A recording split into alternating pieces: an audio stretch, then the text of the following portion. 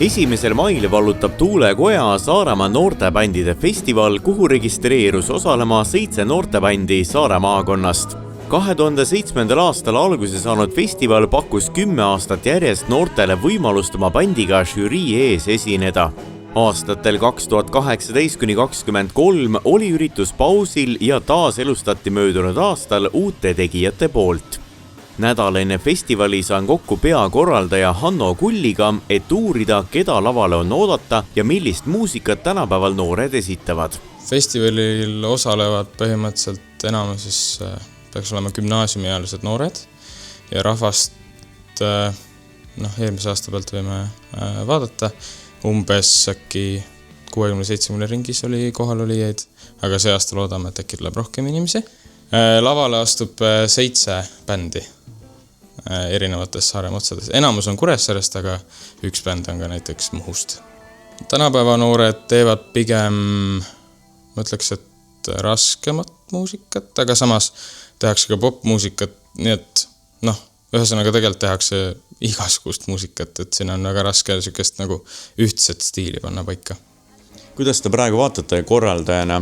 Kas tänapäeval selline noorte bändi tegemine üldse on populaarne, ütleme võib-olla 20 aastat tagasi, kui võrrelda, kui on teada, kas siis tehti rohkem bändi või tänapäeval istuvad noored seal TikTokis ja ei viitsi nagu musavärki teha? Ma arvan, et see on tegelikult üsna populaarne. Ma olen isegi TikTokist näinud siis päris mitmeid ka mandri noorte bände, kes on teinud siis omale sotsiaalmeedia ja siis seal oma tegevust näitavad. Kas teil mõni räppar küles astub? Tänapäeval on ju see ka väga populaarne muusikažanr, et on Nublud ja Pluutod, kes meil kõik ees on. Üks räppar tõesti meil üles ka astub, siis kui žürii otsuseid teeb, tema nimi on, esineja nimi on siis Nähtamatu. Aga miks ta nagu konkursi korras lavale ei tule? Sellepärast, et meil reeglites on kirjas, et osaleda ei saa, kui sinu muusika on 100% tehtud siis arvuti poolt või et sul ei ole ühtegi nagu pilli laval. Lugude valik on üldiselt suhteliselt vaba, aga 2 tingimust ikkagi on, et üks laul peab olema eesti keeles ja üks laul peab olema ka, üks laul või lugu peab siis olema omaloominguline. Aga teie poolt võib-olla mõni soovitus ka, et miks peaks noored hakkama bändi tegema, et mis see neile nagu annab üldse see pilli õppimine ja selline?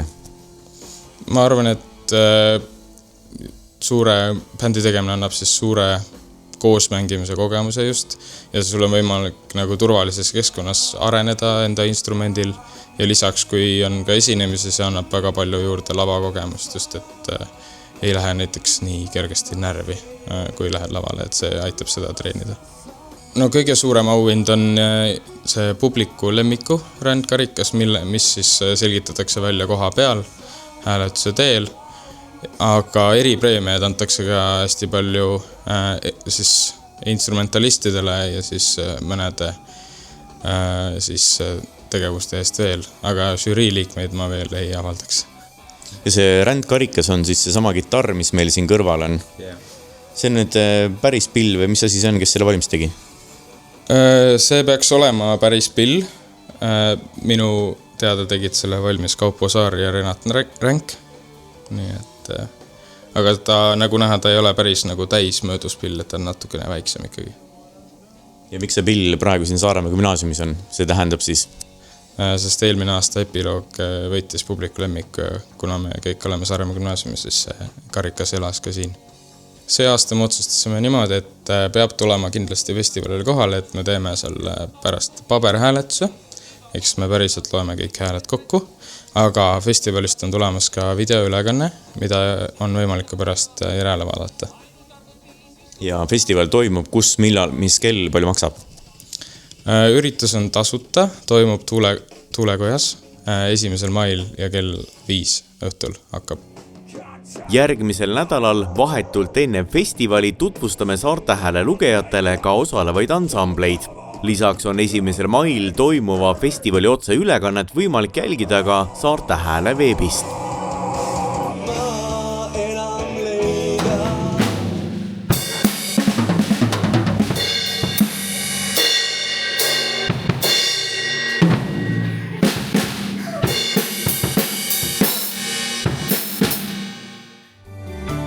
Saarte Hääl Saarlaste Päevaleht